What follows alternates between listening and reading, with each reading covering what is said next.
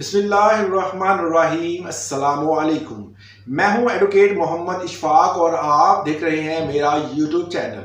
आज जो इन्फॉर्मेशन आपके साथ शेयर करनी है वो है कि हुकूमत के हर किस्म की रजिस्ट्री और इंतकाल पर पाबंदी लगा दी है।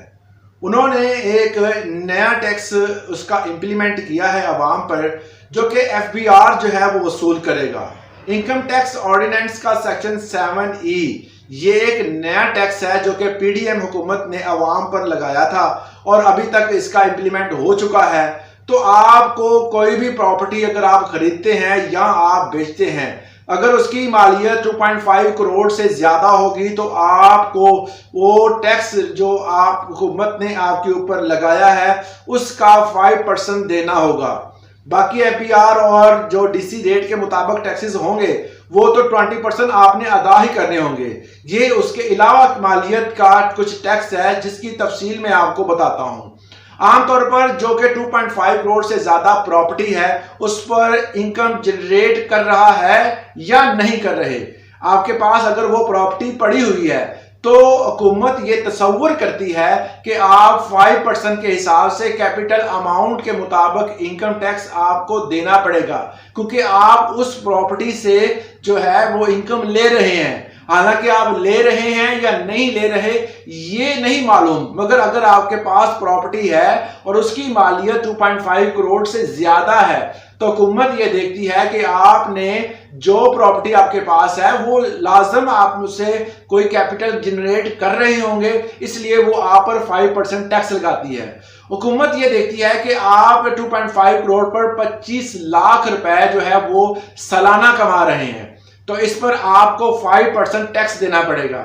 ये नहीं कि 2.5 पर नहीं, बल्कि आप जो उससे जनरेट कर रहे हैं 25 लाख जनरेट कर रहे हैं हुकूमत की नजर में, उस पर 25 लाख पे आपको 5% जो है वो देना पड़ेगा according to income tax ordinance का सेक्शन 7E के मुताबिक। मतलब ये है कि अगर आपकी प्रॉपर्टी पड़ी हुई है तो आप अगर उस पर कुछ इनकम जनरेट कर रहे हैं या नहीं कर रहे, आपको टैक्स देना पड़ेगा। अगर आप रजिस्ट्री करवाते हैं, इंतकाल करवाते हैं, उसको सेल आउट करते हैं, उस अपार्टमेंट जरी रकबा या किसी किस्म की प्रॉपर्टी को सेल करते हैं, तो आपको 7E के मुताबिक एक सर्टिफिकेट FBR से लेना लाजम होगा। अगर आप नहीं लेते तो आपकी प्रॉपर्टी ट्रांसफर नहीं होगी। अब ये टैक्स जो है वो किन लोगों पर लागू होगा या किन पर नहीं लागू होगा? आमतौर पर ऐसे लोगों पर इनकम टैक्स लागू नहीं होता जो कि अपनी प्रॉपर्टी को खुद इस्तेमाल कर रहे हैं। अगर उनकी रहायश है, वहां पर वो रह रहे हैं, तो उन पर इनकम टैक्स लागू नहीं होगा। अगर वो प्रॉपर्टी जो है वो उनके पास मौजूद है, जो जरी रकबा है और उसको इस्तेमाल कर रहे हैं, तो वो जरी रकबा भी इस हवाले से इस्तेमाल का खुद कर रहे हैं, तो इसलिए उस पर भी कोई टैक्स नहीं लगेगा।